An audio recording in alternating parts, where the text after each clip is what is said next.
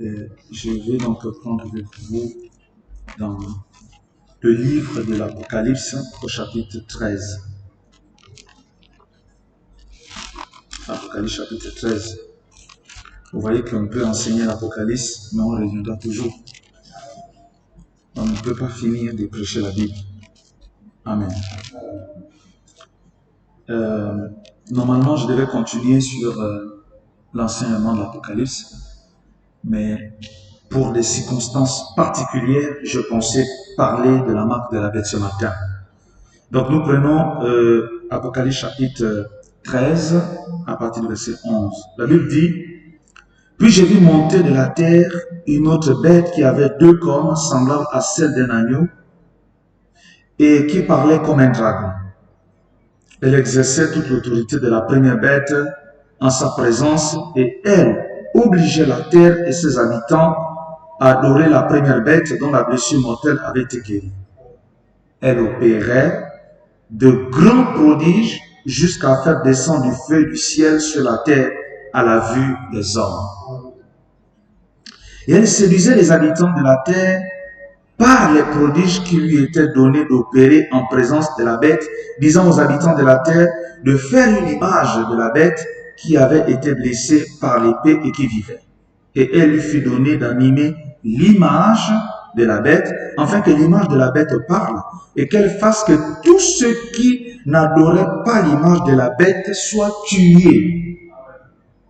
Et elle fit que tous, petits et grands, riches et pauvres, libres, esclaves, reçoivent une marque sur leur main droite ou sur leur front, et que personne ne puisse acheter ni vendre sans avoir la marque, le nom de la bête ou le nombre de son nom. Que Dieu bénisse à lecture de la parole. Okay.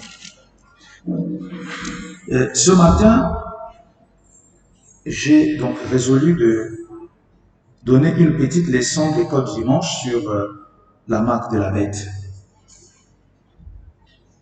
C'est un enseignement très long, mais je vais juste donner les grandes lignes. Que Dieu bénisse.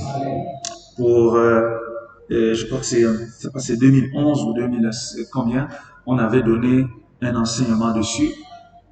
Point par point, on avait défini sur près de 7 points. C'est quoi la marque de la bête? On s'était posé un certain nombre de questions. C'est quoi la marque de la bête? Elle vient d'où? À quel moment ça se passe?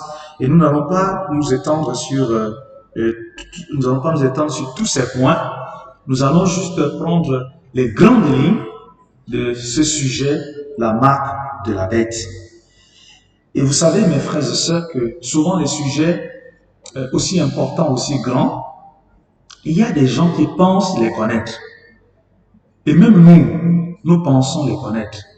Nous devons toujours être dans l'attitude des gens qui apprennent. À tout moment, Dieu peut nous révéler sa parole. C'est-à-dire, nous pouvons l'enseigner ce matin. Toi, tu vas aller à la maison, tu vas lire une brochure, tu auras encore quelque chose qui va s'ajouter. Mais nous ne disons jamais, il ne faut jamais se dire, je maîtrise déjà ça. On n'est jamais arrivé à la connaissance parfaite où on ne peut plus nous ajouter la parole de Dieu. C'est pourquoi même une sœur peut poster une citation dans le groupe de l'église. Ne te dis pas que tu regardes le nom de la personne qui a posté. Oh, celui-là, c'est qui? Lis d'abord. Si c'est une citation de Frère Branham, lis. Cela peut bénir ton cœur. Tant que ça vient de la Bible, tant que ça vient de la parole de Dieu, même si c'est un ennemi, quelqu'un qui ne t'aime pas, s'il présente la parole de Dieu, lis quand même. Parce que la vérité reste la vérité, même si elle vient d'un ennemi. Est-ce que vous croyez ça? Alors, la question qu'on peut se poser, c'est quoi la marque de la bête? Donc, je veux parler sur elle vient quand, elle se manifeste, d'où elle vient. Donc, mon problème ce matin, c'est quoi la marque de la bête? Je commence d'abord par donner les réponses. Et après, je vais juste faire lecture de certaines citations de Frère Branham sur le sujet. Donc, la marque de la bête, c'est la marque de l'apostasie. Selon Frère Branham, c'est la marque de l'apostasie. La marque de la bête, c'est la marque de la dénomination. La marque de la bête, c'est le boycottage. La marque de la bête, c'est un système organisé. La marque de la bête, c'est l'incrédulité. La marque de la bête, c'est la Confédération mondiale des églises. Donc, c'est l'apostasie, la dénomination, le boycottage, le système organisé, l'incrédulité, la confédération des églises. Donc, c'est la marque de l'apostasie, c'est un boycottage. Frère Branham dit aussi, c'est une religion unifiée. On parle de confédération. C'est l'incrédulité. Et j'aimerais aussi montrer, je vais lire une citation où Frère Branham nous explique, on a posé la question, quand la marque de la bête est-elle posée? Est-ce que c'est maintenant ou c'est pendant la grande tribulation? À quel moment les gens reçoivent la marque de la bête? Frère Branham dit aussi que c'est le romanisme, la marque de la bête, c'est le système dénominationnel, c'est le Conseil mondial des églises. Donc, quand vous prenez toutes ces définitions, ça ne signifie pas la même chose. Je ne sais pas si vous êtes là. Donc, l'incrédulité, ce n'est pas le romanisme. L'incrédulité, c'est lié à une personne. Le romanisme, c'est lié à un système. Donc, vous voyez que la marque de la bête peut constituer, donc, toi-même, tu peux la recevoir. Donc, il y a des circonstances où c'est individuel, il y a des circonstances où ça concerne le groupe. Est-ce que vous êtes là, frère? Mais tout ça, c'est la marque de la bête. Donc, ce sont les matérialisations de la marque de la bête. Et puis, la question aussi qu'on va se poser, est-ce que c'est un signe visible? Est-ce que si quelqu'un a mal à la bête, je peux voir ça? Je peux le savoir. Comment? Est-ce que c'est physique? Est-ce que c'est visible? Que le Seigneur vous bénisse. Frère Branham nous dit, dans la prédication, la marque de la bête, il dit, rappelez-vous, la marque de la bête, il y en a plusieurs, c'est celle de 54, du 13 mai 54, paragraphe 178. Il dit, rappelez-vous, il y a deux marques. L'une, c'est l'apostasie, l'autre, c'est le Saint-Esprit. L'une est la marque du diable. Donc, sur la terre, il y a deux marques. La marque de la bête et le sceau de Dieu. Donc, quand frère maintenant, je crois qu'il avait prêché même successivement la marque de la bête, le sceau de Dieu. Donc, quand on parle de la marque de la bête, on est forcément obligé de parler du sceau de Dieu. Parce que c'est l'un ou l'autre. Ou vous avez la marque, ou vous avez le sceau de Dieu. Vous savez, toutes les questions bibliques ont toujours le fondement dans la Bible. Pour savoir ce qu'est la marque de la bête aujourd'hui, il faut savoir comment, dans les ombres, dans les types, dans l'Ancien Testament, comment ça s'est fait? Comment ça s'est matérialisé dans l'Ancien Testament? Nous remarquons la première personne à recevoir la marque de la bête dans la Bible, c'est Caïn. Que Dieu bénisse. C'est Caïn. Et nous prenons, je vais faire un exercice, n'est pas peut-être beaucoup lire, mais des fois on sera obligé un peu de lire. Quand nous prenons Genèse chapitre 4, c'est là où on parle, vous allez prendre du verset 1 jusqu'au verset 12. C'est là où on parle de Caïn. Je vais lire seulement le verset 11. Maintenant tu seras maudit de la terre qui a ouvert sa bouche pour recevoir de la main le sang de ton frère. Quand tu cultiveras le sol, il ne te donnera plus sa richesse. Tu seras errant et vagabond sur la terre. Donc, la marque de la bête, c'est aussi le vagabondage. Être un vagabond. Un vagabond dans le naturel, c'est quelqu'un qui n'a pas de domicile fixe. Est-ce que vous êtes là, frère? Et puisque la Bible concerne le spirituel, donc dans le spirituel, la marque de la bête, c'est aussi le vagabondage. Donc quelqu'un qui n'a pas de place, n'a pas de... Donc il est partout. C'est aussi un signe. Le premier à recevoir la marque de la bête, c'était Caïn. Quand il dit à l'Éternel, mon châtiment est trop grand pour être supporté. Voici, tu me chasses aujourd'hui de cette terre. Je serai caché loin de ta face et je serai errant et vagabond sur la terre. Et quiconque me trouvera me tuera. L'Éternel lui dit, si quelqu'un tuait Caïn, Caïn serait vengé 7 fois. Et l'Éternel mit un signe sur Caïn pour que quiconque le trouverait ne le tue point. Donc Caïn avait un signe sur lui. Est-ce que vous êtes là? Donc celui qui avait le signe ne pouvait pas être tué. Et nous voyons aussi dans Apocalypse chapitre 13 que ceux qui n'ont pas le signe vont être tués. Ceux qui ont le signe ne sont pas tués. Est-ce que vous êtes là, frère? Donc c'est un signe. Mais regardez qui était Caïn. Caïn n'était pas un sataniste. Caïn, parce qu'on voit Caïn était un adorateur. Quelqu'un qui venait au temple et qui adorait. Sauf qu'il adorait sans révélation. On va s'étaler là-dessus, c'est des choses que vous savez. Il adorait sans révélation et il était haineux envers son frère.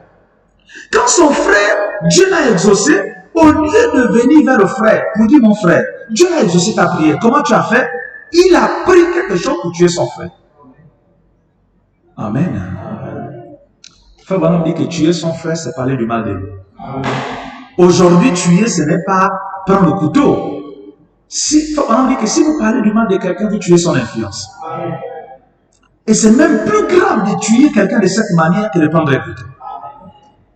Et quand tu parles du mal d'un frère ou d'une soeur, tu tues sa personnalité.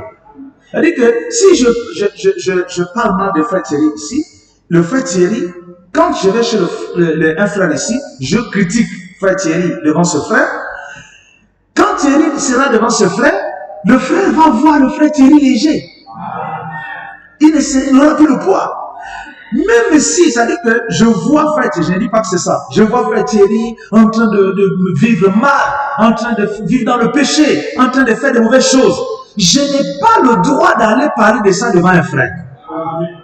Je dois réprimander Thierry, je dois lui dire ce que dit la parole, je dois l'amener à venir à la parole. Je n'ai pas le droit d'aller exposer sa vie, parce que exposer sa vie, c'est tuer sa personnalité. Amen. Ce qui fait que quand un autre frère qui a écouté les mauvaises actions de Thierry le verra, regarde moi ce pécheur là, oh, il est mort. Sa personnalité est foutue. Il n'a plus d'existence, il n'a plus de respect devant lui. Parce que vous avez tué sa personnalité. Ne faites jamais cela. C'est des choses que nous savons tous, mais que Dieu nous aide tous à les appliquer, mes amis. C'est ça le but du christianisme, c'est d'écouter la parole de Dieu et l'appliquer. Alors, Caïn a reçu cette marque. La marque de la bête, ce n'était pas seulement avec Caïn. Nous voyons aussi la marque de la bête à l'époque de la tour de Babel. Genèse chapitre 11. Est-ce que vous êtes là? Quand Noé a traversé l'Arche, les gens se sont multipliés sur la face de la terre. Et quand les gens se sont multipliés sur la face de la terre, ils ont créé leur confédération des églises, leur fédération, et se sont dit, nous, on ne va pas continuer à rester comme ça. Parce que nous faisons notre mauvaise vie, Dieu va encore envoyer la pluie, il y aura encore le déluge ici, on ne va plus mourir. Nous devons construire une tour qui peut monter jusqu'au ciel. Frère, regardez le signe de l'Union européenne. C'est une maison inachevée, une tour inachevée. Le symbole de l'Union européenne, c'est une tour inachevée. Mais pourquoi ils choisissent des symboles comme ça? Vous savez que l'Union européenne est née en 1957 et c'était où? À Rome. Où se trouve Rome? Vatican.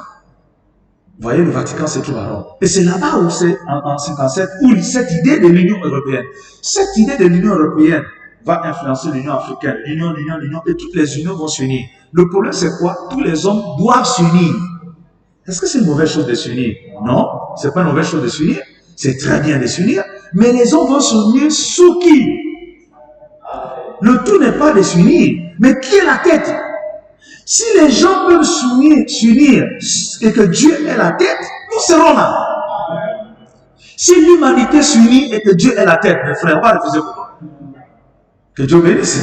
Si l'humanité s'unit et que c'est Dieu qui les conduit, bon, gloire à Dieu. Nous rentrerons là-bas. Mais puisque ce n'est pas Dieu qui est la tête, nous ne pouvons pas entrer. Et la tour de Babel, c'était ça. Nimrod était au-dessus. C'était lui qui inspirait. Son père Cush était un prophète de fausses doctrines. Et n'oubliez donc Cush était celui qui a amené les religions traditionnalistes, les fétiches, le polythéisme. Le père du polythéisme, c'est Cush. Et Cush veut dire noir, Éthiopie. C'est l'origine des Africains. Nous venons de Cush. Et c'est pourquoi dans toutes les religions, tous les peuples de la terre, les plus grands idolâtres, c'est les Africains. Parce que leur ancêtre, c'était un vrai polythéiste. Le premier polythéiste, c'était un Africain. Vous n'aimez pas ça? Que Dieu bénisse. Quand on dit les bonnes choses de l'Afrique, vous êtes contents, vous acclamez. Mais frère, on doit assumer ça. Cush, c'est notre ancêtre. Et Cush était un polythéiste. Et c'est pourquoi le polythéisme est en plein chez nous. Amen. Et vous allez me dire, les autres aussi sont polythéistes. Mais il y a l'origine de ça. Amen. Cette sorte d'adorer Dieu qui se trouve chez nous les Africains, nous adorons le vrai Dieu et nous sommes aussi prêts à adorer les faux. C'est-à-dire que nous sommes prêts à nous accrocher au vrai, comme nous sommes aussi prêts à nous accrocher au faux. Vous voyez, toutes les frères, c'est-à-dire les dérives du christianisme, on les trouve beaucoup plus en Afrique. C'est-à-dire que vous n'allez pas voir qu'on appelle ça. Je m'ai envoyé une vidéo, mais c'est même difficile de dire ça de la chair. Un pasteur en plein culte qui fait des choses avec des soeurs en plein culte. Je ne peux même pas parler de ça ici parce que c'est compliqué. Mais c'est dans l'église qu'il le fait. Des choses horribles. Et c'est en Afrique, vous voyez. C'est-à-dire qu'il délivre, il fait des choses. Mais c'est très compliqué, mes amis. Donc, c'est aussi chez nous qu'on voit les choses les plus horribles. Mais c'est aussi chez nous qu'on verra les choses les plus intéressantes. Parce que notre foi, quand elle est basée, donc la foi qu'on avait sur les fétiches là, quand on met ça sur le message, yes. Parce que on avait cette foi sur les fétiches. Mais comme on nous a présenté la parole, la foi qui était sur les fétiches, on met ça sur la parole de Dieu. Ce qui fait que un frère du message, quand il te prend la photo de la colonne de feu, que Dieu vous bénisse. Les autres peuvent ne pas. Pour lui, c'est dans la poche, dans la page des cas de la Bible, et à la cuisine, et partout. Parce que la foi qu'il avait dans les fétiches là, il met ça maintenant dans les choses de message. C'est pas que la foi avait changé, c'est la même foi. Mais sauf que l'élément sur lequel la foi s'appuie a changé. Que Dieu vous bénisse. C'est pourquoi ça se matérialise presque de la même manière. Alors, remarquez mes amis. Donc, la tour de Babel, donc on a vu d'abord Caïn avec le signe, c'est bon?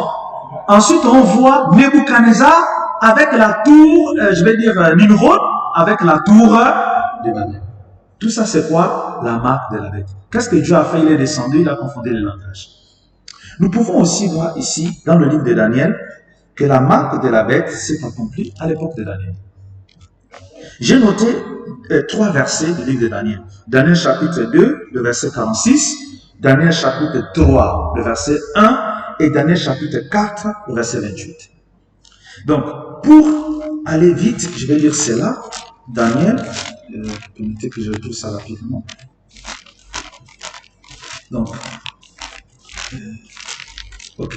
Donc, je suis dans Daniel, j'ai dit Daniel, chapitre 2, le verset 46. Regardez, frère, les stratégies de la marque de la bête. La Bible dit, alors, nous sommes ici, quand Daniel interprète le sens du roi. Écoutez, alors le roi Nebuchadnezzar tomba sur sa face et se prosterna devant Daniel. Et il ordonna qu'on lui offre des sacrifices et des parfums.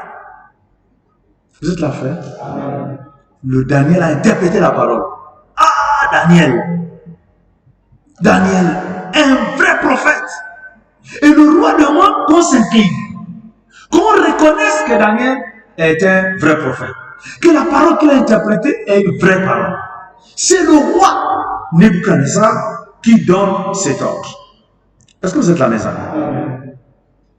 La Bible dit, le roi adressa la parole à Daniel et dit, en vérité, votre Dieu est le Dieu des dieux et le Seigneur des rois. Et il révèle les secrets, puisque tu as pu découvrir ce secret. Ensuite, le roi éleva Daniel et lui fit de nombreux et riches présents. Il lui donna le commandement de toute la province de Babylone. Et il établit chef suprême de tous les sages de Babylone. Daniel pria le roi de remettre l'intendance de la province de Babylone à Shadrach, Meshach, Abednego, et Daniel était à la cour du roi. Est-ce que vous êtes là, frère? La première phase de l'Antichrist, c'est de prendre les croyants, les vrais prophètes, la vérité et d'élever ça. Reconnaître la vérité. S'incliner devant la vérité. Ça, c'est la première phase de l'Antichrist. Amen. L'Antichrist a commencé croyant, a commencé à élever Jésus, a commencé à dire que Jésus est le roi des rois. C'est comme ça que l'Antichrist a commencé au début. Dans sa première phase, il est Antichrist. Remarquez ce qu'il fait. Il donne de grands présents, il élève Daniel, il reconnaît que Daniel, son Dieu est Dieu. Il n'est pas contre le Dieu de Daniel. Il reconnaît ce Dieu. Mais ce n'est pas parce que quelqu'un vient dire que non, je crois dans votre Dieu. Je crois. Même si un frère dit, je crois que frère Branham est le prophète, ce n'est pas suffisant. Peut-être qu'il est seulement dans la phase de l'Antichrist. Parce que l'Antichrist reconnaît des choses. Mais essayez de voir l'évolution. Est-ce que vous êtes là, frère? Quand nous arrivons maintenant à la phase 2, c'est maintenant Daniel chapitre 3, le verset 1. Le roi Nebuchadnezzar fit une statue d'or haute de 60 coudées et large de 6 coudées. Il la dressa dans la vallée de Dura, dans la province de Babylone. Le roi Nebuchadnezzar fit convoquer les satraps, les intendants et les gouverneurs, les conseillers, les trésoriers, les jurisconsultes, les juges et tous les magistrats des provinces pour qu'ils se rendent à la dédicace de la statue qu'avait élevée le roi Nebuchadnezzar. Alors les satrapes, les intendants, on se continue plus rien. Un peu plus loin, il faut sonner la trompette, ainsi de suite. Mais quand vous continuez à lire l'histoire, la Bible dit qu'on a demandé à tout le monde de s'incliner devant la statue. Est-ce que vous êtes là, frère? Première étape de l'Antichrist, il reconnaît que Daniel est un vrai prophète. Il glorifie Daniel, donne les présents. Deuxième étape, il fait une statue. C'est le prophète qui nous dit que la statue était à l'image de Daniel. Vous dites amen à ça? Un homme saint, vous allez dire, mais oh frère, pourquoi ne pas faire la statue? On va la mettre à l'image de Daniel. Daniel était un homme saint. Qui pouvait s'imaginer? On dit, oh frère, c'est pas la statue à l'image de Nebuchadnezzar. Vous voyez, Nebuchadnezzar, c'est un homme humble. Il n'a pas fait la statue à son image. On élève là Daniel, le prophète. Frère, il élève le prophète. C'est-à-dire que Daniel élève le prophète de la mauvaise manière. Il faut maintenant venir s'incliner tous les jours devant l'image du prophète. On sonne la trompette pas à une heure précise. Tout le monde doit venir s'incliner. Est-ce qu'ils sont ici?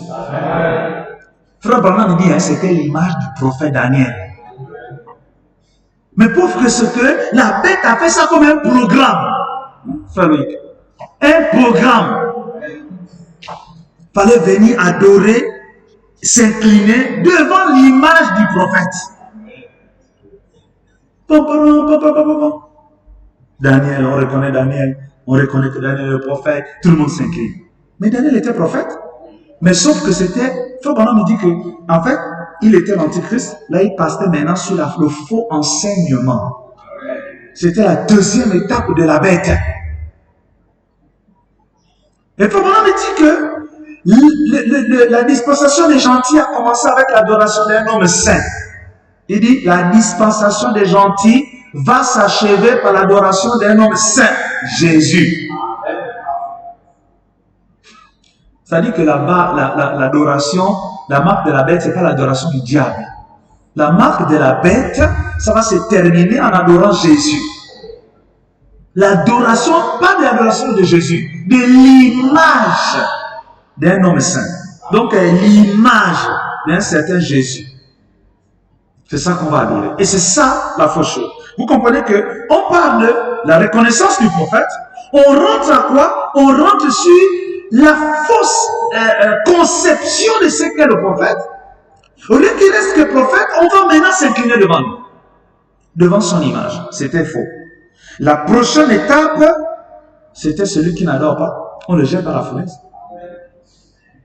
Est-ce que vous êtes là, frère? Donc, c'est lui, il est puni. Il va mourir. C'était la persécution.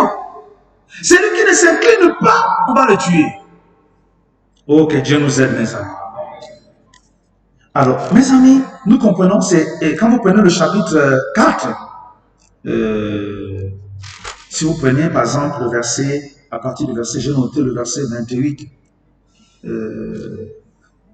toutes ces choses se sont accomplies, c'est toi, ô roi, et toutes ces choses sont accomplies sur le roi Nebuchadnezzar, au bout de 12 mois, au bout de 12 mois, comme il se promenait dans le palais royal à Babylone, le roi prit la parole et dit, n'est-ce pas ici, Babylone la grande, que j'ai bâtie comme résidence royale par la puissance de ma force et pour la gloire de ma magnificence? Vous voyez, mes amis? Donc, il commence doucement, doucement, après c'est pour se glorifier. Mais remarquez, mes amis, la prochaine étape, est-ce que vous êtes là? En fait, le prophète nous dit toujours, il est l'antichrist, ensuite il est le faux prophète, et après c'est quoi? La bête. Et vous verrez que dans la Bible, Nebuchadnezzar est devenu littéralement la bête. Dans le titre. Nebuchadnezzar, un esprit d'un animal est rentré en lui. Il est allé vivre 7 ans dans les champs. Pendant 7 ans, il était là dans les champs. Les poils sortaient de lui, il était comme un animal. 7 ans après, un esprit, il est revenu normal. Les 7 ans du règne de la bête. Est-ce que vous êtes là, frère? Pour montrer qu'il y a un temps qui est prévu pour que la bête se matérialise. Donc, cette bête, ou cette marque de la bête est identifiée au temps de Caïn, identifiée au temps de Nimrod, identifiée au temps de Nebuchadnezzar. Et c'est cette même bête qui est identifiée en notre jour. Et elle est l'apostasie, c'est l'esprit de dénomination, c'est le boycottage, c'est le système organisé, c'est l'incrédulité et c'est la confédération des églises. Alors, essayons maintenant de lire Frère Branham pour gagner en temps. Frère Branham dit dans la marque de la bête de 1954, paragraphe 233 ou 234, il dit, maintenant, voyez ce qu'est la marque de la bête. C'est la marque de l'apostasie. C'est une personne qui se contente de dire, eh bien, je suis membre de l'église et je suis tout aussi bon que l'autre. Ne suis-je pas membre de cette église? Et connaissez-vous l'origine de votre organisation ecclésiastique sur laquelle vous vous reposez? Vous rendez-vous compte? La Bible dit, celui qui adore la bête reçoit sa marque. C'est la lettre de son nom. Regardez bien là, sur le front ou la main. C'est-à-dire la connaissance ou l'œuvre. Ça ne veut pas dire que vous recevrez un gros tatouage sur le visage. Ce n'est pas nécessaire. Il ne s'agit pas de l'extérieur. Il s'agit du côté spirituel. Vraiment dit, la marque de la bête agit du côté spirituel. C'est le contraire du Saint-Esprit, mes amis. Quand quelqu'un a le Saint-Esprit, est-ce qu'il y a quelque chose sur son corps? Il y a quelque chose qui montre que là, il a un signe, quelque chose. Non. C'est ces œuvres qui vont démontrer s'il a le Saint-Esprit ou pas. Le genre de vie qu'il va mener. Et la marque de la bête, ça te pousse aussi à accomplir les œuvres de la bête. Ça veut dire quoi? Ça veut dire que si tu as la marque de la bête, tu ne peux pas faire autrement que d'adorer la bête. Ça veut dire que, est-ce que vous comprenez ça? C'est pas un problème de, oh frère, moi, je ne veux pas adorer la bête. Mais c'est pas un problème de je veux ou pas. C'est un problème de quelle marque tu as. Vous comprenez maintenant l'importance d'avoir le Saint-Esprit. Vous comprenez maintenant l'importance de chercher le Saint-Esprit, de le posséder, d'avoir l'assurance du Saint-Esprit. Parce que ici, quand tu n'as pas le Saint-Esprit, tu as la marque de la bête. Et quand tu n'as pas la marque de la bête, tu es obligé d'adorer la bête. Amen. Regardez mes amis, le frère Branham peut continuer Donc, il dit que c'est un signe de l'apostasie. C'est le fait de se dire, je suis membre de l'Église. Combien de croyants aujourd'hui préfèrent s'identifier comme membre de l'Église que de s'identifier comme chrétien? Et vous allez voir, un frère, si l'Église ne le considère plus, les gens ne le considèrent plus, on ne veut plus, on dit, ah ça c'est un faux frère. Même si l'Église s'est trompée, sa foi va commencer à faiblir. Pourquoi? Parce que c'est la reconnaissance de l'Église qui est importante. Les gens sont plus attachés à ce que l'Église, est-ce que l'Église me reconnaît? C'est vrai que quand tu traites un problème entre deux frères, le plus important, ou même avec un frère, tu traites un problème avec un frère, le plus important, c'est que l'Église ne doit pas connaître. C'est-à-dire que je suis saint, je suis faux, mais il faut que l'Église me voie saint. Si un frère est un voleur, on lui dit, bon, va prier à l'église, on va t'élever, on va dire, le frère là, c'est un voleur. On va chasser l'esprit du vol. Oh, pasteur, non. Vraiment, je reconnais que je suis un voleur, mais priez seulement pour moi dans le bureau ici. Faut pas que l'église sache que je suis voleur. Mais l'église veut t'aider à la prière pour que le démon du vol puisse partir. Est-ce que vous comprenez ça? En fait, cet exemple, c'est montrer que l'homme préfère qu'on dise qu'il est bien. L'église, oh, c'est un bon frère, c'est une bonne sœur. Mais que lui-même sait qu'il n'est pas bon. Vous voyez, frère, ça, c'est le signe de la marque de la bête. Parce que toi, c'est les hommes, ce n'est pas Dieu. Or, Dieu, c'est l'acte du secret. Dans ton cœur. Mais toi, tu veux vivre pour le public. Tu veux faire plaisir aux gens. Alléluia. Alors, Frère Branham continue, il dit ceci, question-réponse du 15 mai 54. On pose une question à Frère Branham. Frère Branham, parlons de la marque de la bête. Ne croyez-vous pas qu'on va inscrire un numéro sur votre tête sous forme de tatouage ou mettre un tatouage quelconque sur la main? J'ai entendu des frères parler des puces. Oh frère, c'est une puce qu'on va mettre. Bon, en fait, vous savez, moi je suis électronicien. C'est-à-dire, en tant qu'électronicien, quand vous me parlez que la marque de la bête c'est une puce, je ris de vous en fait. Parce que je sais comment ces choses-là fonctionnent. Vous voyez, sinon, votre téléphone va être la marque de la bête plus tard. Et vous allez tout embrouiller. Et le diable fait ça pour distraire les gens sur la marque de la bête. Alors que la marque de la bête, c'est passe maintenant. Et vous en voulons, attention, les puces et tout ça là. La marque de la bête, c'est l'apostasie, mes amis. Ce ne sera pas une puce dans la main. Oh non, frère, si tu as la puce, oh, si tu mets la puce. Non, ce n'est pas ça. Maintenant, Frère Branham dit, non, monsieur, ne vous attendez jamais à cela. Ce sera un boycottage. Certainement. Aucun homme ne pourra acheter ni vendre à moins d'être membre de la Confédération des Églises. C'est vrai, cela viendra sous la forme d'une union, unissant la chose, ramenant cela à une religion unifiée. Retenez ma parole, ce n'est pas loin. Vous verrez cela, c'est tout proche. Vous dites Amen. Aujourd'hui, cette écriture est accomplie. On va les églises. Frère Branham parle en 1954. Quand nous voyons ces choses aujourd'hui, on n'est plus dans la confusion parce que Frère Branham a annoncé ça. Amen. Maintenant, je ne suis pas en train de dire qu'on ne peut pas utiliser une puce pour faire le boycottage. On peut utiliser votre numéro de téléphone, on peut utiliser votre compte bancaire, on peut utiliser votre adresse pour boycotter. Il y a les instruments de boycottage et la marque de la bête. La marque de la bête n'est pas un numéro de compte. Mais on peut se servir de votre numéro de compte pour vous empêcher de l'exploiter si vous n'acceptez pas la fausse religion. Est-ce que vous êtes là, frère? Donc, vous comprenez que dans le sens du boycott, c'est vrai. Moi, j'ai lu une citation, je ne voulais pas rassembler trop de citations pour que ça ne soit pas très touffu parce que j'en ai tellement. Il y a autant de frères Branham, à l'époque, j'ai oublié le nom d'un président là, il y avait un mouvement qui s'est passé, un mouvement, je crois, politique, qui s'est passé au temps des frères Branham. le MRD, quelque chose de ce genre. Alors les frères ont dit à Frère Branham, est-ce que le MRD là, ce n'est pas la marque de la bête? Frère Branham dit non, la marque de la bête vient de Rome, elle ne vient pas d'ici. Voyez frère, c'est un mouvement politique. Et les gens, tu voyez que les choses que nous avons aujourd'hui, au temps de Frère Branham, c'était toujours pareil. Quand quelque chose qui se passe, les gens disent, ah frère, peut-être c'est la marque de la bête. Chaque chose, c'est la marque de la bête. Un frère était venu, il faisait le tour des églises, à l'époque on était en Boé. Je ne sais pas, il venait d'où là. Il est venu, il sensibilisait les pasteurs, il est venu aussi les sensibiliser.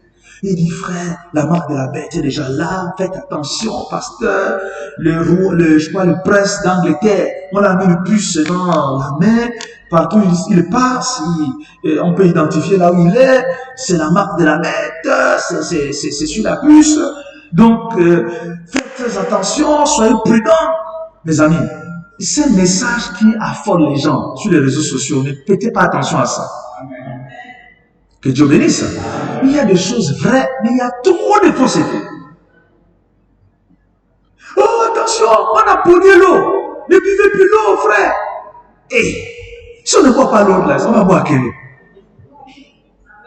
Frère, frère, vous pensez que si on pollue l'eau ici, on va polluer, est-ce que vous pensez qu'on va vivre? C'est la seule eau qu'on a. Si on a pollué, on va boire. Un message qui est dans un autre pays. Oh, attention, ne polluez pas, l'eau est polluée. Et les gens sont là, frère, ne buvez plus l'eau. Oh, ne buvez plus l'eau. On finit par boire. Des fois, des faux messages comme ça pour mettre les gens dans la psychose. Mais ne prêtez pas attention à ce genre de choses. Bien qu'il y a des fois, le chrétien doit juger. Tu regardes le message, tu juges. Si le Saint-Esprit doit te... Quand on dit le Saint-Esprit nous conduit. Mais frère, si tu as l'Esprit de Dieu doit te dire que ça c'est un faux truc. Tu dois avoir suffisamment de Dieu pour savoir que ça c'est n'importe quoi. Est-ce que vous dites amen à ça? C'est un boycottage, dit Frère Branham. Un boycottage c'est quoi? Ça veut dire que on vous empêche, on vous dit de ne pas faire. On ne vous autorise pas de faire ces choses. Ce qu'il doit faire, c'est seulement comprendre. C'est ça le boycottage. Amen. Si je dis, mon frère, pour entrer dans cette salle, c'est interdit aux sœurs, seulement les frères, c'est un boycottage. Ça veut dire que je sélectionne seulement les frères, les sœurs sont boycottées. Si je dis, dans cette salle, tous ceux qui ont moins de 30 ans n'entrent pas, c'est un boycott. Donc en fait, le boycott, c'est quoi? C'est mettre des conditions. Alléluia. Pour empêcher les gens d'entrer dedans.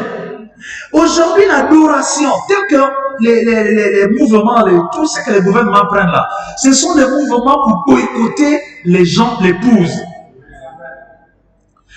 Mes amis, Frère Branham nous a dit qu'on arrivera à un temps où tout le monde ne va adorer que le dimanche. Mais Frère Branham a dit ça. L'adoration ne sera que le dimanche. Mais frère, aujourd'hui, on nous dit qu'on doit adorer que le dimanche. Ça veut dire que si tu t'alignes à ça, mais tu es dans le mouvement de la bête. Parce que respecter des consignes anti-scripturaires, mais c'est respecter la bête. Peu importe d'où ça vient. Est-ce que vous comprenez ça, frère? On dit que frère, on ne doit adorer que le dimanche. Ah, mais c'est intéressant. Quand on disait ça il y a des années, il y a peut-être 20 ans, on disait un temps viendra, frère. Hey, on ne va adorer que les dimanches. Aujourd'hui, quand on voit ces choses, la manière que ça arrive, ce n'est pas comme on a prévu.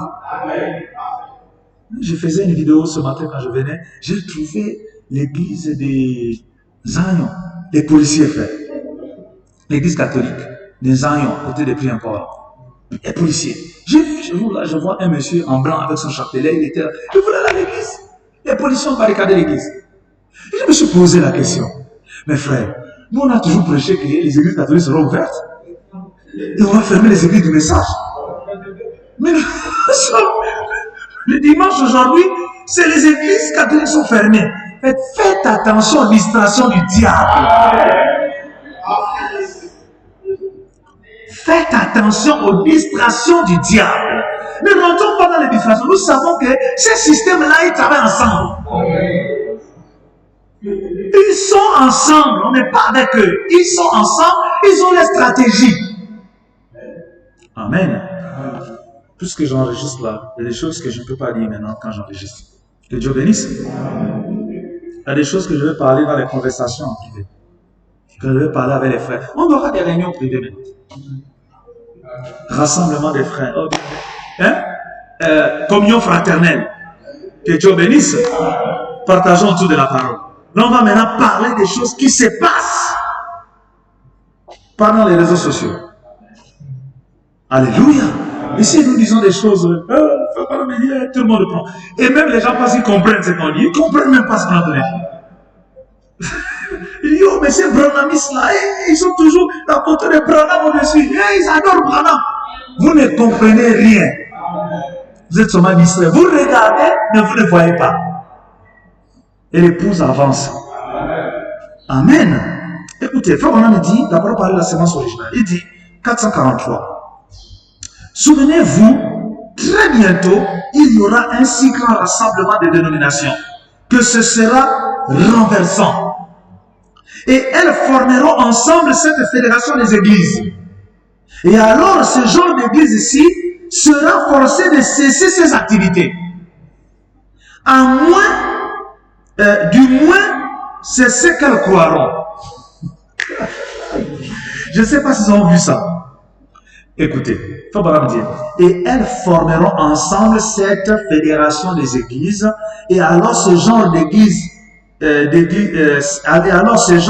ici sera forcé de cesser ses activités.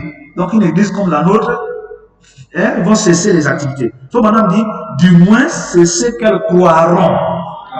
Elles vont croire qu'on a cessé. Est-ce que l'église est là, frère? Donc, elles vont passer, elles vont voir les portes fermées, les gens ne prient plus. Elles pensent que l'église est fermée. Mais l'église va continuer ses activités. Oh, merci Seigneur. Frère, quand j'ai lu ça à la maison, je n'ai pas fait attention. C'est en grâce chez moi. C'est maintenant que ça vient de tomber comme ça. Mes amis, même si on ne nous permet pas d'entrer dans un local comme celui-ci, l'église n'arrêtera pas les activités. Est-ce que nos activités, c'est seulement être ensemble ici? On a beaucoup d'activités. Même quand on marche, on a une activité. Que Dieu bénisse. Nous avons tellement, l'église a beaucoup d'activités. Et donc, se rassembler, venir à la réunion, c'est une de nos activités. Il y a beaucoup d'activités que vous ne maîtrisez pas. Oh, mais ces gens-là, frère, ils sont, vous voyez, un pays comme le nôtre où les gens sont pleins dans des loges et autres, c'est normal qu'ils soient contre l'église. Ça ne doit pas vous étonner, frère. Vous voyez, il y a des pays où le christianisme a une influence. Vous allez dans un pays comme le Congo, Kinshasa, on ne peut pas faire des choses comme ça. Parce que beaucoup, donc l'église a une grande influence. Or ici, le Bouiti, c'est ça qui nous influence.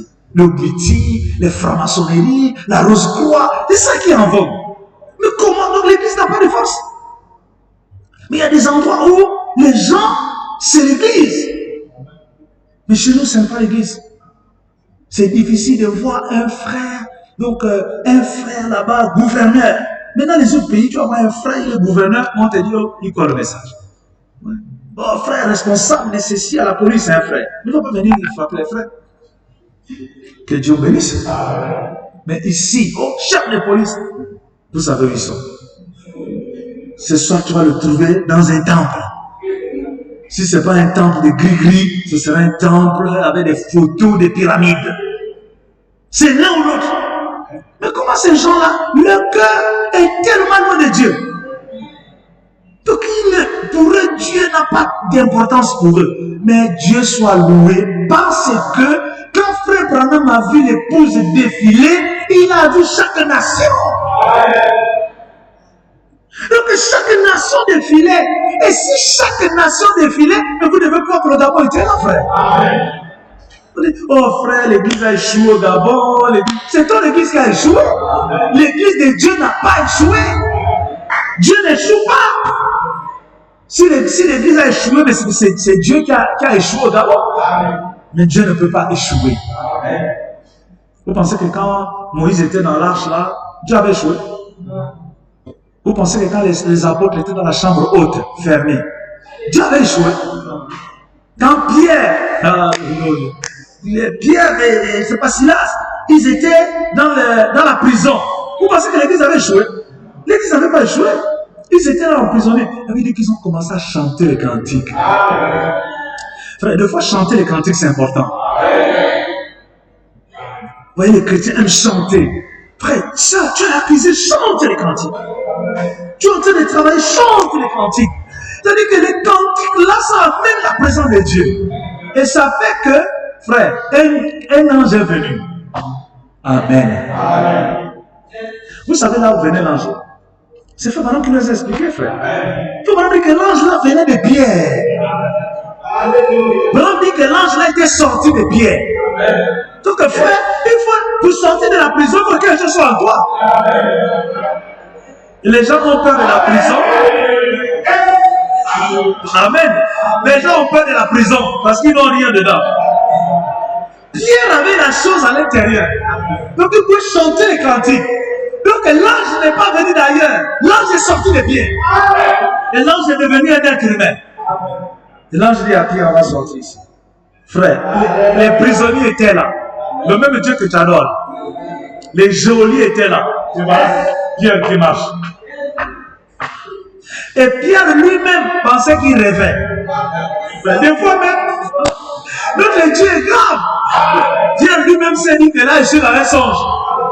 Mais il était dans une réalité. Oh, mais ce corps de foi, frère, même avec toute cette démonstration de Dieu, Pierre pensait qu'il rêvait. C'est quand il est dehors maintenant, il est sur la route. Il se rend compte, oh, je suis dehors.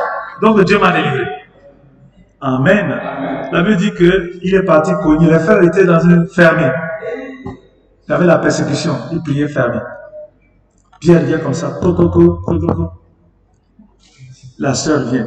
C'est qui frappe? C'est moi, Pierre. Au lieu d'ouvrir la porte, elle est tellement contente.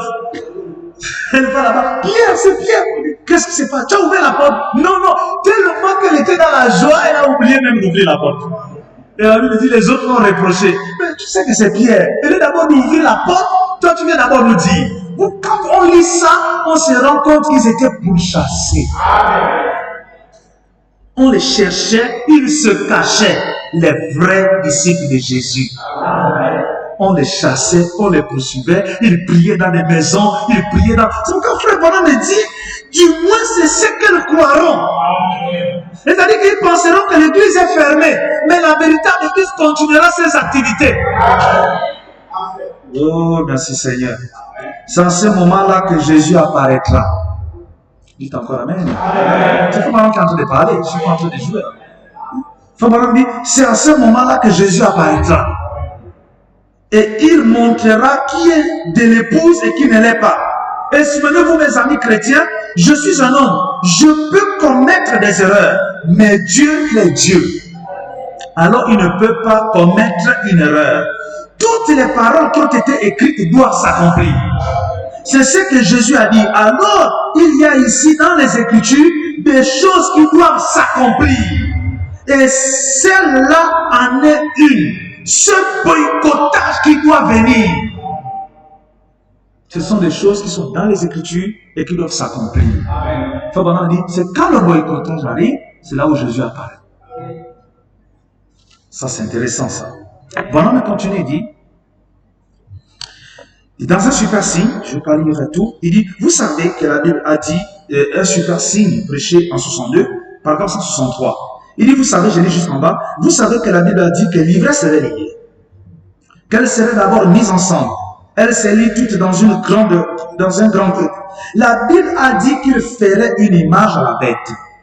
Je crois que cela va arriver bientôt, que si les gens n'adhèrent pas à une organisation, à une église, s'ils n'y entrent pas, leurs portes seront fermées. Il faudra appartenir à une organisation. Tout ce qu'ils sont en train de faire là, mes amis, les gens vont se dire, mais frère, dans le monde, ailleurs, ce n'est pas comme ça. Vous pensez que quand on persécutait les églises à Jérusalem et partout, c'était dans le monde entier. Donc, l'action de Dieu peut se faire dans un endroit. Tant que c'est l'épouse, une partie du corps de Christ est persécutée, c'est tout le corps qui est persécuté. Est-ce que si vous avez le pandani dans votre doigt, est-ce que c'est seulement le doigt qui a mal? Mais c'est tout le corps qui a mal. Vous pensez que si on tue un pasteur du message au Gabon, tous les pasteurs dans le monde seront attristés. Si on tue un frère du message, c'est tous les frères qui sont attristés.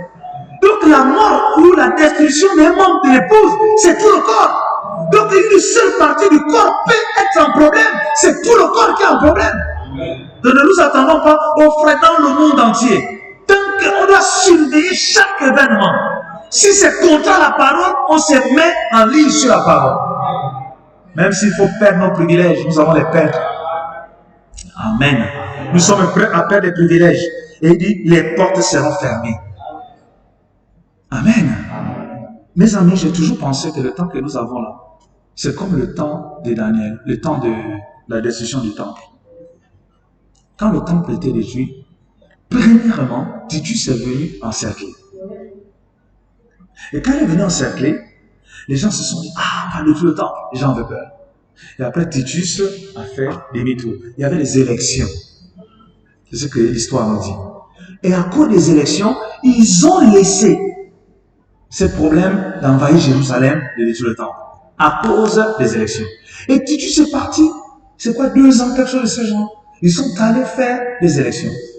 Et je crois 2 ans après, Titus est revenu. Est-ce que vous comprenez? Après les élections à Rome. Et quand il avait terminé les élections, il est revenu envahir, et là c'était terminé. Ce qui veut dire quoi? Ce qui veut dire que aujourd'hui on a passé beaucoup de temps où l'église est fermée. Si l'église s'ouvre à nouveau, faites attention à la prochaine refermeture. Ça peut être fatal.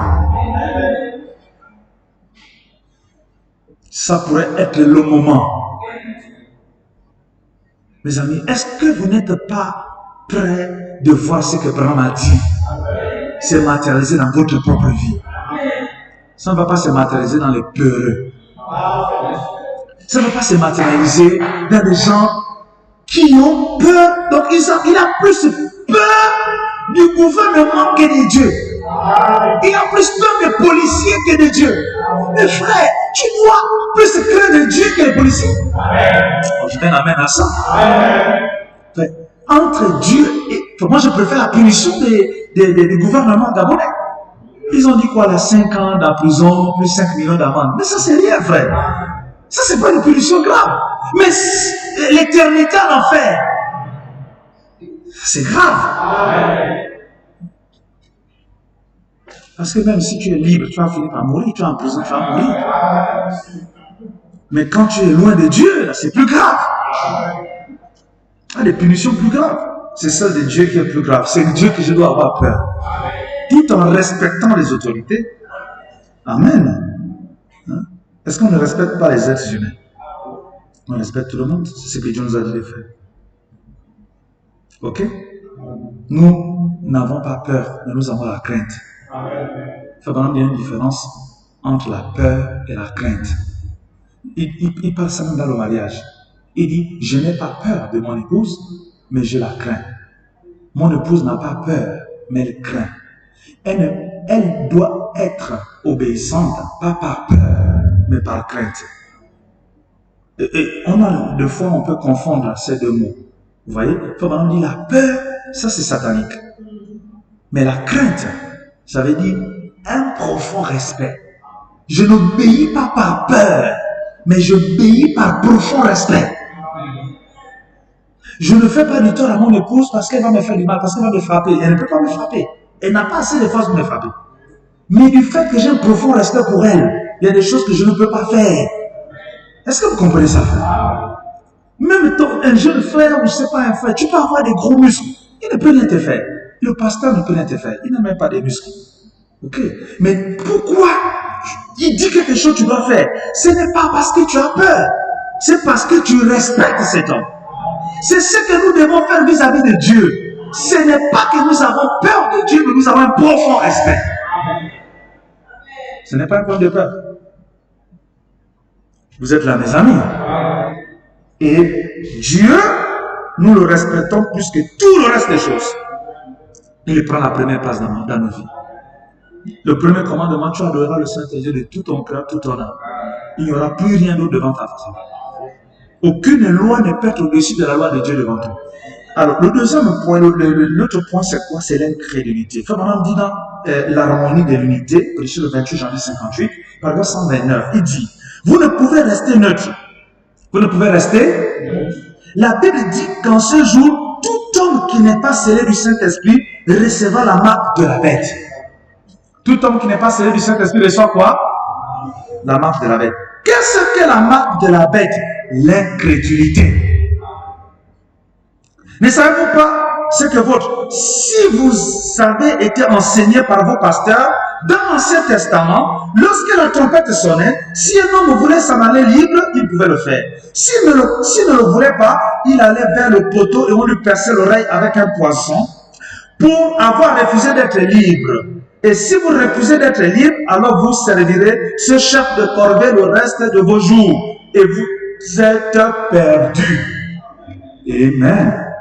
Vous connaissez cette histoire. C'est encore un symbole de la marque de la bête dans l'Ancien Testament. Un esclave ne pouvait pas être esclave toute sa vie. Quand tu étais esclave et que l'année du jubilé arrivait et que la trompette était sonnée, ce n'est pas ton patron qui te disait d'être libre. La liberté était un problème personnel.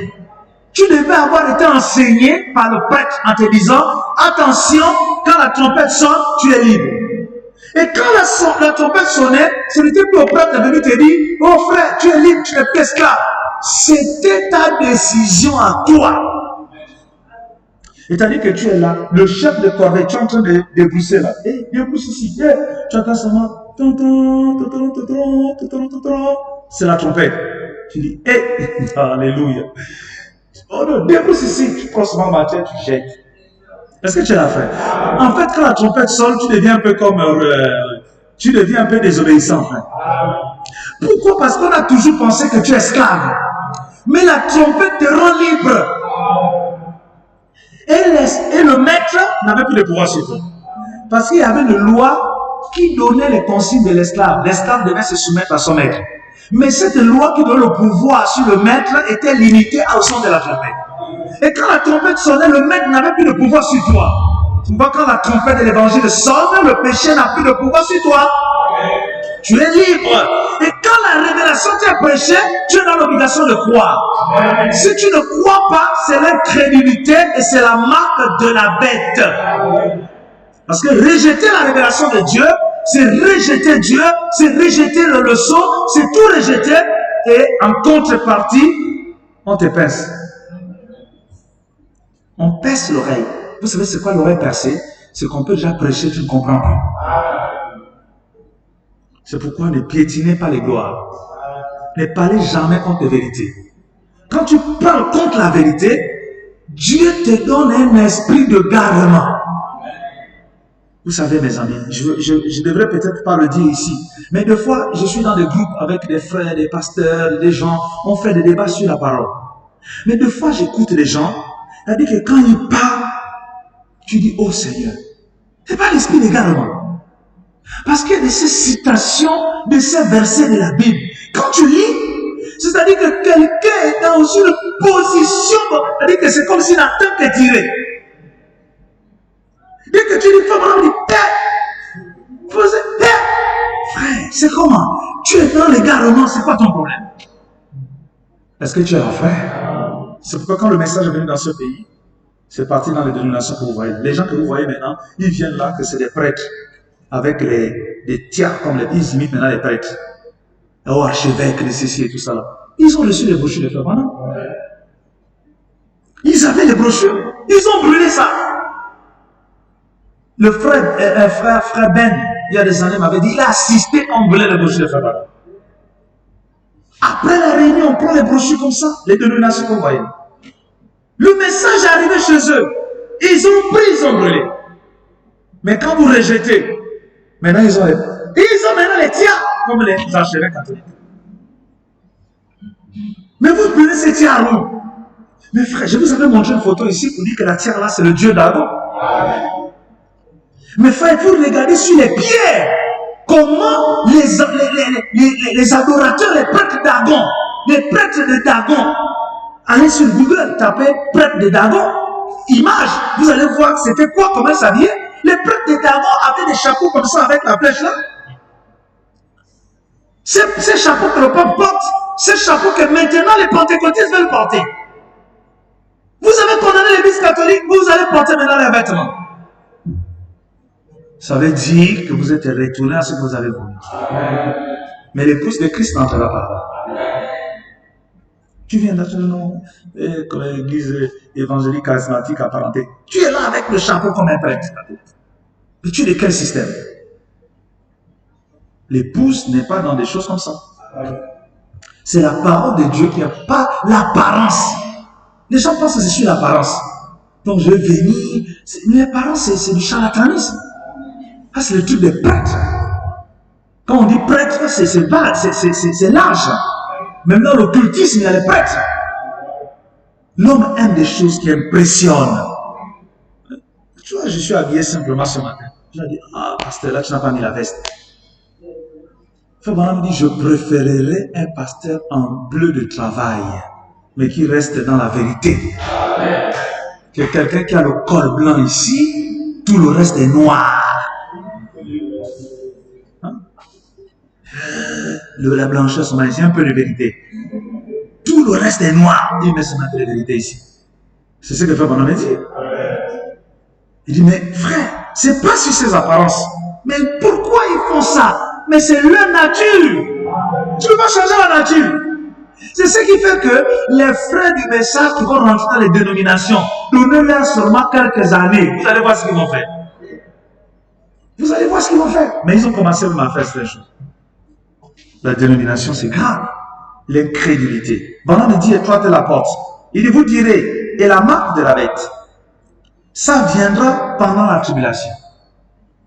L'église sera déjà partie à ce moment-là. Il n'y aura pas lieu de faire mettre une marque. Ils seront déjà partis. Voyez-vous, le marquage est en train de se faire maintenant. Le marquage sert à montrer clairement, c'est une marque. Fuyez auprès de Dieu, fuyez auprès de lui sans tarder. Donc la marque de la bête, ce n'est pas quelque chose de la grande tribulation. La marque de la bête, c'est quelque chose de maintenant. Sauf que quand on arrive à la grande tribulation, ceux qui ont la marque de la bête adorent. Ce n'est pas que c'est là-bas on va marquer. C'est-à-dire que les camps sont identifiés maintenant. Ceux qui sont de Dieu sont marqués maintenant. Ceux qui sont du diable sont marqués maintenant. La marque de la bête, c'est le contraire du Saint-Esprit. Comme toi, tu sais que le Saint-Esprit existe là. Il y a un sceau de Satan qu'on appelle la marque de la bête. Est-ce que vous êtes là, mes amis? Et ce marque de la bête, c'est lié au rejet de la parole. Ça n'a rien à voir avec la tribulation. Frère Branham dit le marquage se fait maintenant. Et maintenant, dans les Diviages 312, que fait la marque de la bête? Parce que vous êtes d'abord marqué, et cette marque maintenant agit sur vous. Et pendant qu'on dit que fait la marque de la bête, elle vous ramène directement au romanisme, au système dénominationnel. Et vous n'entrerez plus jamais pour être libre. Vous serez au service de cela pour toujours. C'est cela la marque de la bête. Donc vous avez un signe spirituel. Est-ce que vous êtes là, frère? Ce signe spirituel vous conduit au romanisme. Et quand vous y êtes, vous ne pouvez plus revenir en arrière. Donc vous continuez seulement dans le système de dénomination, dans l'apostasie. Amen. Le temps de la moisson 260. Et maintenant la Pentecôte. Gardez votre nez hors du conseil des églises. Gardez votre nez hors du conseil des églises. Frère Branham nous dit on doit être loin de ces choses. Maintenant, vous les prédicateurs, ici vous étiez, je suis dans le temps de la moisson, prêché le 12 décembre 64, paragraphe 260. Ça c'est vraiment les prédications de Frère Branham, juste quelques jours avant de mourir. Est-ce que vous êtes là, frère? Nous sommes au 12 décembre, donc non, je vais dire une année avant. 12 décembre 64. Il dit, et maintenant la Pentecôte, gardez votre nez hors du conseil mondial des églises. Maintenant, vous les prédicateurs, ici, vous écrirez aux quartiers généraux concernant ces gens. Eh bien, vous n'aurez pas écrit aux assemblées et à beaucoup d'autres, parce qu'ils ont déjà mis la chose dehors. Ils ne veulent rien avoir à faire avec cela. Et vous les frères baptistes aussi, gardez votre tête hors de cela. Amen. C'est bizarre un peu l'analogie. Hein. Les pentecôtistes gardaient le nez. Les baptistes la tête. Donc ils étaient plus entrés, je ne sais pas. Je fais un peu une analogie. Est-ce que vous êtes là, mes amis? Alors, Fabara dit, il dit, gardez votre tête hors de cela. Ne voyez-vous pas que c'est exactement la marque de la bête qui vient? Savez-vous qui va engloutir savez-vous qui va engloutir tout cela? Si vous savez quelque chose sur les Écritures, si les paroles se reflètent en vous, restez loin de cette chose. Votre dénomination va vite y entrer. Oh, tu peux dire Amen. C'est-à-dire, hein, la dénomination n'aura pas de choix que d'y entrer. Il n'y a pas autre chose, c'est sa nature. C'est-à-dire que quand vous êtes déjà une dénomination, c'est que vous êtes déjà la propriété de Satan. Vous ne pouvez rien faire qu'y entrer. Maintenant, vous, en tant qu'individu, vous devez sortir de ce système. Et vous allez devoir faire cela, sinon on va excommunier votre dénomination. Vous ne pouvez pas être une dénomination et rester là. En effet, vous devez soit entrer, soit rester dehors. Oh, ceci devait interpréter beaucoup de pasteurs. Soit vous entrez, soit vous êtes dehors. Et vous ne pouvez pas être une dénomination et ne pas entrer. Donc c'est dangereux, non? La dénomination, c'est l'étape dit donc de non-retour.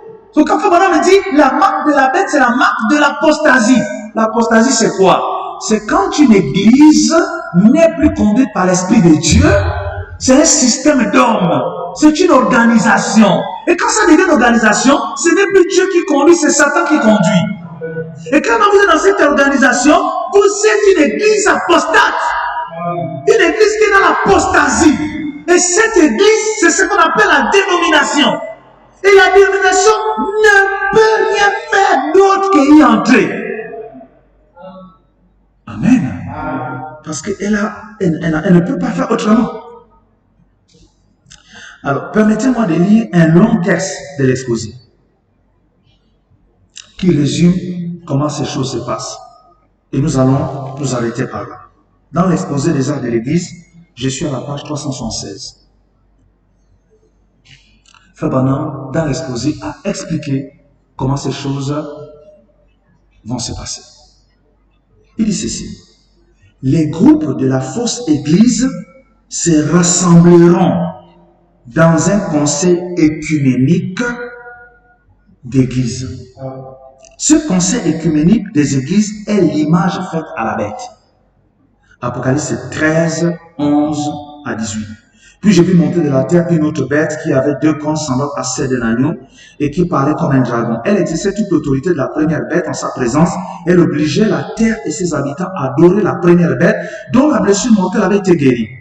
Elle opérait de grands prodiges jusqu'à faire descendre du feu du ciel sur la terre à la vue des hommes. Et elle séduisait les habitants de la terre par les prodiges qui lui étaient donnés d'opérer en présence de la bête, disant aux habitants de la terre de faire une image de la bête qui avait été blessée par l'épée et qui vivait. Il lui fut donné d'animer l'image de la bête, afin que l'image de la bête parle et qu'elle fasse que tous ceux qui n'adoraient pas l'image de la bête soient tués. Et elle fit que tous, petits et grands, riches et pauvres, libres et esclaves, reçoivent une marque sur leur main droite ou sur leur front. Et que personne ne puisse acheter ni vendre sans avoir la marque, le nom de la bête ou le nombre de son nom. C'est ici la sagesse, que celui qui a de l'intelligence calcule le nom de la bête, car c'est un nombre d'hommes et son nombre est 666. Mais rappelez-vous, c'est la Rome impériale païenne qui est tombée sous l'épée. Mais elle a été guérie de sa blessure mortelle quand elle s'est alliée à l'église chrétienne de nom de Rome et qu'elle a mélangé le paganisme au christianisme, devenant ainsi le Saint-Empire romain, lequel doit durer jusqu'à ce que Jésus vienne détruire. Mais Rome n'y va pas toute seule. Ses filles sont avec elle et elles prendront une autorité absolue au moyen du conseil écuménique des églises. Ceci semblera peut-être tiré par les cheveux à certains, mais en réalité, tout le monde peut le voir très clairement. Parce que maintenant déjà, les églises ont la haute main sur la politique. Et au moment opportun, elles montreront toute l'ampleur de leur influence. Ce mouvement économique finira sous le coup de Rome, même si ce n'est pas ce que les gens avaient envisagé au départ. C'est que dans Apocalypse 17, 3, 6, il est dit que la prostituée, le mystère Babylone, est assise sur la bête. Elle contrôle le dernier empire, le quatrième. C'est l'église romaine qui le fait. S'étant assujetti le système mondial des églises, Rome aura le contrôle de cette image. Le système des églises obéira à Rome.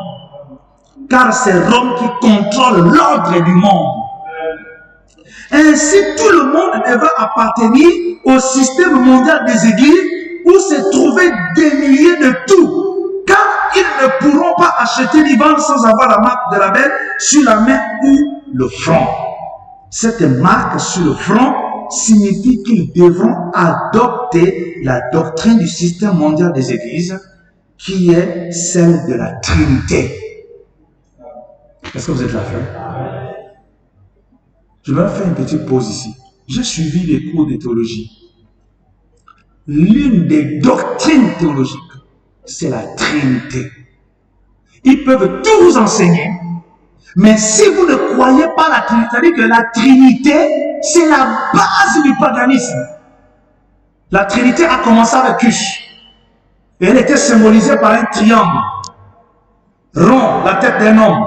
Et il y avait un oiseau et un cercle qui représentait la sémence. Cette doctrine de Cush, cette même doctrine continue jusqu'aujourd'hui. Donc, les premiers critères d'entrer dans le conseil mondial des églises, c'est de vous faire croire à la Trinité. Même si vous ne croyez pas, vous dites seulement qu'on accepte. Est-ce que vous êtes là, frère? Vous dites, bon, frère, même si on dit, bon, frère, sinon comme ça, c'est pas un problème. Nous-mêmes, dans notre cœur, Dieu sait qu'on ne croit pas ça. Frère, le fait d'admettre. Donc, si quand Frère Branham avait vu un songe, on prend ça comme une blague. Frère Branham a vu un songe où une femme, un homme frappait une femme avec un bâton triangulaire. Nous sommes allés nous combattre, nous, oh, tel frère du message, tel. On a oublié qui est notre ennemi.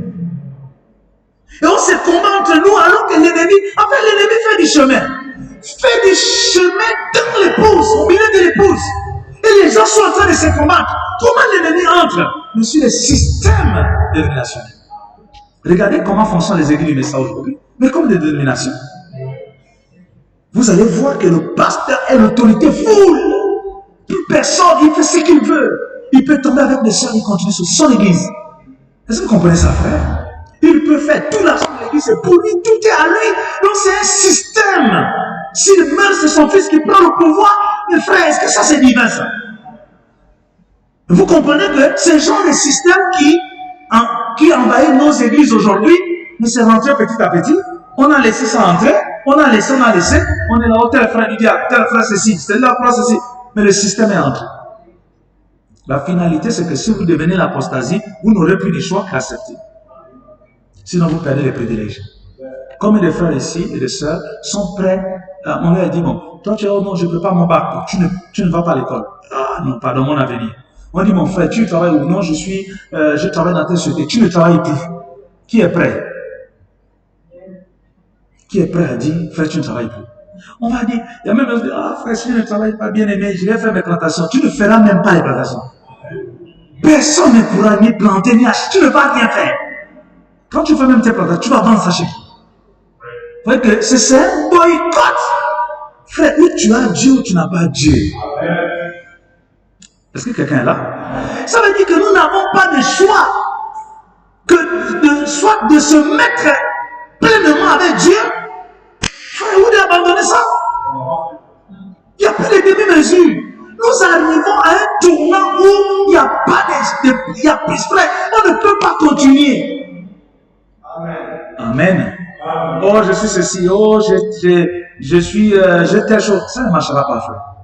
Tu ne pourras pas être enseignant. Hein, frère? Surveillant général au lycée, il n'y aura plus ça. Oh, chef d'entreprise, il n'y aura pas ça. sans être dans le système. Oh frère, bon, moi je ne vais pas mon taxi. Même taximan, il faudrait dans le système. Est-ce que tu l'as fait? Bon, puisque tout maintenant, il faut être dans le système, mes frères, vaut mieux être en Christ. Parce qu'en Christ, il y a la solution. Vous êtes là, mes amis? Qu'est-ce que la Trinité? Et la marque sur la main veut dire qu'ils devront faire la volonté de l'Église mondiale. D'autres reçoivent la marque sur le front, d'autres sur la main. Frère Branham m'a expliqué, c'est quoi recevoir la marque sur le front? Recevoir la marque sur le front, c'est de quoi la Trinité? Dieu le Père, le Fils et le Saint-Esprit, tout ça là, c'est la marque de la bête. C'est pas selon le pauvre moi, selon le prophète William Branham. Et je suis là pour répéter ce que Branham a dit. Et Branham me dit que cette marque sur le front signifie qu'il devra adopter la doctrine du système mondial des églises, qui est celle de la Trinité, etc. Donc il y en a beaucoup. La Trinité fait partie. Amen. Je ne sais pas si ils adopteront l'application des femmes. Ils adopteront. Il y aura beaucoup de choses qu'ils vont adopter. L'homosexualité sera acceptée dans les églises.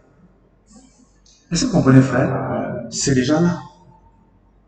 Mais comme l'église du Dieu vivant ne peut pas accepter ça, on va vous fermer. Frère, on va me dire que non. Deux messieurs se marient. Et moi, on m'a dit, je vais être là. Acceptez-vous de prendre monsieur tel. Non, frère. Si on me dit que n'arrête ne prêche plus, ne soit plus pasteur, je préfère avec les frères. Que de venir là devant deux messieurs en cravate ou l'autre à la jupe, je ne sais pas quoi, et dit que toi, monsieur André, tu acceptes Bernard. Ça ne marchera pas, frère. On ne peut pas accepter les choses comme ça. Ils vont faire ça, voter même les lois, faites les lois, mettez ça partout. Écrivez même les lois là sur les murs, mettez ça partout. Mais on n'est pas obligé de respecter ça, frère. Vous allez dire, mes frères, ça veut dire que vous êtes les hors la loi. Nous ne sommes pas les hors la loi. Nous sommes les gens de la loi. Voilà la loi, la Bible. La Bible dit que celui qui aime un homme qui va avec un homme, il sera maudit. C'est frère. Parce qu'il est maudit, frère. Vous savez raconter ce que vous voulez, non? Le monde est moderne, il y a maintenant, quoi. Frère, tout ça, c'est des histoires. La Bible change, Dieu ne change pas sa pensée au sujet de sa parole. Comme nous prêchons comme on prêche là, nous on est déjà bannis. Et c'est pourquoi on dit ça vient maintenant là. C'est mon ami, je pense que c'est le pasteur Eli qui dit, dis Amen bien. Il dit, dis Amen, dis Amen, faut que je dise ça. Dis Amen bien. Nous là, on va nous empêcher. Pour l'instant, on va d'abord bien prêcher ça. Et il faut dire Amen bien. Parce qu'au moment, on va t'empêcher de le dire ouvertement. Oh, je peux continuer, mes amis? Le système mondial de l'Église qui est celle de la Trinité. Et la marque sur la main veut dire qu'ils devront faire la volonté de l'Église mondiale. Donc il y a la doctrine et la volonté. Une volonté n'est pas quelque chose de matériel. La volonté n'est pas un tatouage. Ce sont des indications. On va dire, bon, on fait ça. Bon, l'Église mondiale a décidé qu'on a un jeûne de 3 jours pour le Gabon. Moi, je ne suis pas dans l'Église mondiale. Désolé, je veux bien prier pour le Gabon, mais pas selon les consignes de l'Église mondiale. Est-ce que vous êtes là, mes amis? Je ne fais pas les œuvres de l'Église mondiale. Je fais les œuvres du Père. L'épouse est indépendante. Nous sommes une Église autonome, indépendante. On n'appartient à aucun système. Nous ne sommes dans aucun système de dénomination. Vous êtes appelés à quel système? Des fois, quand on vous dit, frère, c'est pas le nom de votre Église. D'autres disent le message du temps de la fin. D'autres disent non, la parole parlée. D'autres disent les noms changent. Parce qu'il n'y a pas les noms.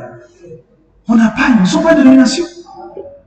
Est-ce que vous pensez que je peux être, on me dit mon nom, je peux être Mabadi, après, à un moment donné, je m'appelle maintenant Moussavou, à un moment donné, je m'appelle. Je ne peux pas avoir plusieurs noms. Une personne a un nom, c'est un nom. Mais c'est quoi votre nom? Oh, Église du message du temps de la fin. Et les gens qui sortent, ils sortent de la même église. Prenez le micro-trottoir, demandez-leur. Vous êtes de quelle église? Nous, c'est la parole parlée. Et vous, l'église du temps de la fin. Et vous, le message de l'heure. Et vous, branamiste. Et vous. Mais comment vous avez beaucoup de gens comme ça? C'est terrible. Ils sortent du même culte. Ils ont été à le même culte. Ils ont écouté le même pasteur. Mais ils sortent chacun son nom. Oh, que Dieu soit loué. C'est parce que nous n'avons pas un nom. C'était quoi le nom de l'église de Pierre? Pierre, son église, c'était quoi? Alléluia. Il n'avait pas d'église. Écrit aux saints qui sont à Corinthe. C'était l'église de Jésus-Christ de Corinthe. L'église des Corinthiens. C'était tout vrai. Donc, ces noms-là, et des fois même, on a fait aussi notre petite dénomination, avec les noms de notre tabernacle. Mais frère, ça nous divise. Ça fait des petits clans maintenant. Quand tu vois un frère de tel tabernacle, les frères de tel tabernacle, les frères, si nous sommes tous courants du message, les tabernacles ne sont que des lieux de rassemblement. Est-ce que vous pensez que les gens qui sont nés du même père, de la même mère, toute leur vie reste dans une même maison? Mais toi, tu es une sœur, tu es marié, tu vis avec ta femme et tes enfants, avec ton mari et tes enfants. L'autre, c'est ton frère, il est marié, il vit avec sa femme et ses enfants. Vous ne vivez pas dans la même maison. Vous êtes nés du même ventre, mais chacun vit chez lui. Mais vous êtes de la même famille. Donc quand vous allez vous retrouver, vous allez dire, oh non, toi tu habites à Bel-Air. Oh, mais tu habites à Bel-Air. Oh, toi tu es du Charbonnage. C'est juste des quartiers que vous avez choisi chacun d'habiter, mais vous êtes de la même famille. Et ça vous dit amen à ça. Frère, nous sommes tous de la même famille, le message de l'air. Donc quelqu'un, on est tous de même père et de même mère. Mais maintenant, l'autre fille, je ne sais pas, Charbonnage, l'autre fille au PK là-bas, l'autre fille, mais ça ne fait pas de nous moins qu'une famille. Nous sommes une famille. Le message de l'air est une famille. Quand tu rencontres un frère du message, respecte-le. Moi, quand je suis devant un frère du message, je respecte. Si un frère m'appelle, si un pasteur m'appelle, deux fois il dit non, je suis là, j'étais en train de vendre les thermoflash là au pasteur et tout. J'avais commandé des thermoflash et je les vendais au pasteur. Beaucoup de pasteurs m'ont appelé. C'est là où j'ai vu qu'il y a beaucoup, mais le message, c'est grave. Moi, on a beaucoup de pasteurs, frère. Oh non, j'ai pasteur Brice de la Marine. Dieu bénisse pasteur. Oh, pasteur tel de Mouila, pasteur tel. Mais j'ai vu qu'on est nombreux. Quand on voit l'épouse, frère, vous allez bloquer l'épouse. Hier, il y a un frère qui m'a envoyé les messages, un pasteur, il dit, ça fait des années, je ne le vois plus. Et hier, il m'a envoyé des photos sur WhatsApp, il dit, pasteur, moi je suis maintenant dans les villages. Il y a 9 villages qui sont convertis au Seigneur. Oh, yes, sir. Je ne vois plus. Et hier, je vois les photos, il m'a montré les photos de ce dont il dit, lui, il n'est plus à Libreville. Il est dans les villages. Et 9 villages ont donné, donc il a 9 villages à convertir d'un village. Oh non, l'église du message avance. Oh non, l'église. Dieu a ses soins. Et il continue à travailler. Et nous devons prier pour ces personnes. Et nous devons les soutenir. Amen. Oh, la volonté de l'église mondiale. Avec toute cette puissance, les systèmes d'église persécuteront la véritable épouse. Cette image essaiera d'empêcher l'épouse de prêcher, d'enseigner, etc. Des fois, je me pose la question, vous êtes de quel camp? Faites attention, n'empêchez pas l'épouse de prêcher et d'enseigner. Ça, c'est les œuvres de la bête. Avec toute cette puissance, le système d'église persécuteront la véritable épouse. Cette image essaiera d'empêcher l'épouse de prêcher, d'enseigner. Ils vont empêcher l'épouse de faire quoi? Excusez-moi mes amis. Ils vont empêcher l'épouse de faire quoi?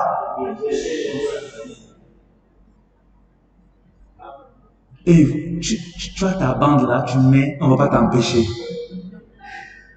On ne va pas t'empêcher, tu mets ta bande chez toi. On ne va pas t'empêcher, qui va t'empêcher?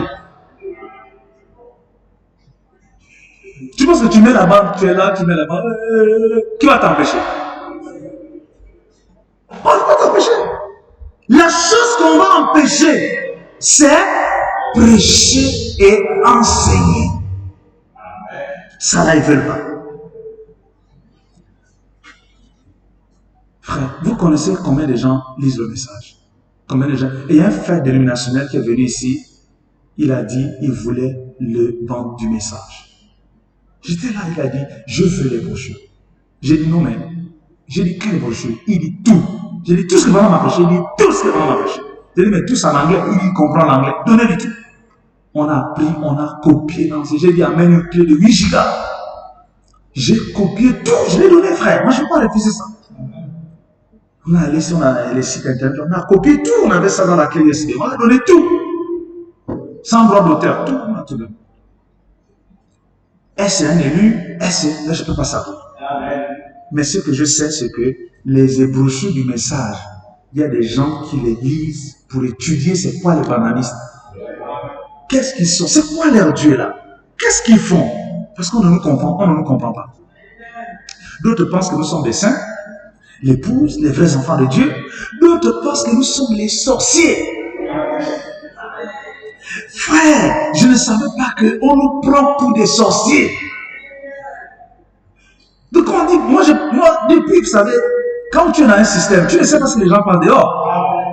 Nous on est là depuis, je crois, 13 ans, 14 ans, on est là, grandi 45 ans. Depuis 15 ans jusqu'à 45 ans. Je ne peux pas savoir ce que les gens disent. C'est récemment. Il y a peut-être 2 ans. C'est des collègues qui me disent, ah, les brahmanistes, c'est des sectes dangereuses. Et moi dont je suis là, je ne savais pas que je suis une secte dangereuse. Frère, l'étiquette qu'on a sur nous, moi-même je suis étonné, frère. Nous sommes une secte dangereuse, nous adorons Branham. J'ai dit, mais vous tirez ça où? Et après, on me montre des vidéos, de fois, on voit un frère, il est incliné devant la photo de frère Branham.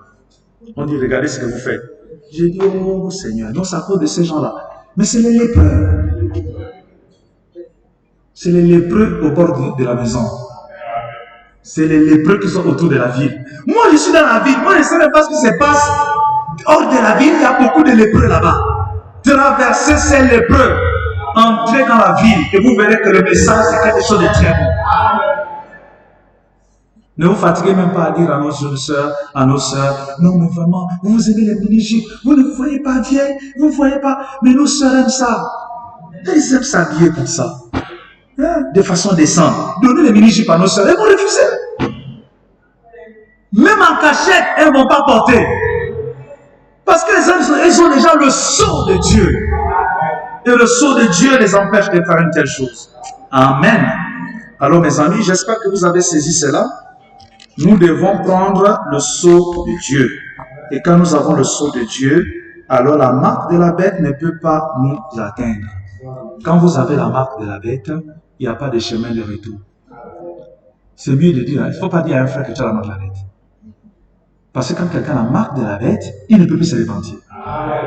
C'est comme celui qui est scellé. C'est quand le Saint-Esprit ne peut plus être perdu. Quand tu as le Saint-Esprit, tu es sauvé définitivement. Quand tu as la marque de la bête, tu es scellé pour la bête définitivement. Donc, vaut mieux chercher le sceau de Dieu. Que le Seigneur vous bénisse. Ok. Nous allons adorer le Seigneur.